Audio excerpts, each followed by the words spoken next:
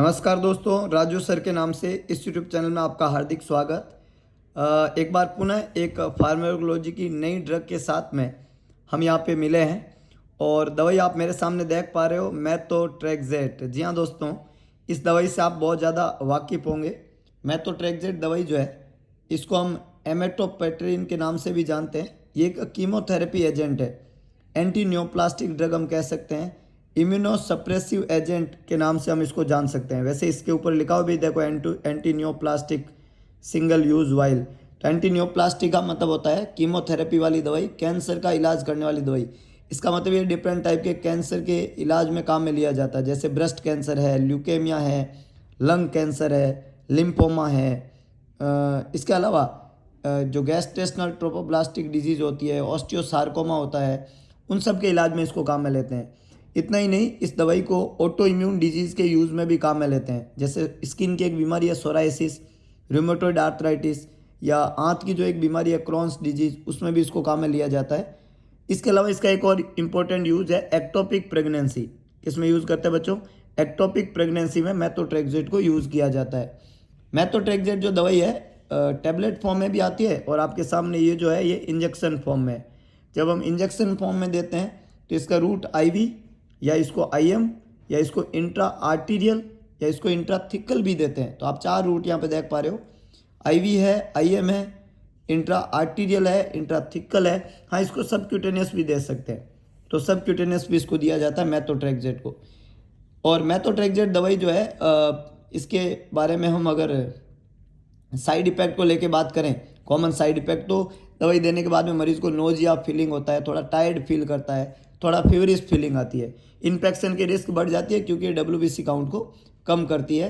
और इसके अलावा माउथ की जो स्किन है उसको थोड़ा ये मतलब ब्रेक डाउन करती है। बाकी थोड़ी लिवर टॉक्सिक होती है और लंग्स की डिजीज़ कर सकती है। कॉमन साइड इफ़ेक्ट के रूप में ये दवाई जो है we can say it is use it's all hypersensitivity reaction, जो स्किन के रैसेज होते हैं वगैरह वो होने की रिस्क रहती है। तो लगातार साइड इफ़ेक्ट को देखते रहना होता है जिस भी मरीज़ को आप मेथोट्रेक्सेट देते हो।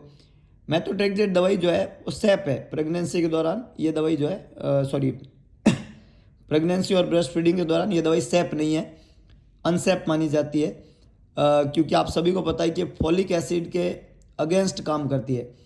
तो जिस भी मरीज़ को हम मेथोट्रेक्सेट देते हैं प्यारे दोस्तों, उसको हमें फॉलिक एसिड देना पड़ेगा, क्योंकि इसका जो मैकेनिज्म है ये अगेंस्ट द फॉलिक एसिड काम करती है। तो फॉलिक एसिड की नो डाउट डेफिशिएंसी हो जाएगी। तो बहुत ही इंपॉर्टेंट ड्रग है, बहुत महत्वपूर्ण दवाई है। और इस दवाई को जब हम यूज़ करते हैं, तो हम ये कह सकते हैं कि प्रेगनेंसी जो है वो डिसकंटिन्यू हो जाती है। तो जिनमें एक्टोपिक प्रेगनेंसी होती है उसमें इस दवाई को यूज़ किया जाता है।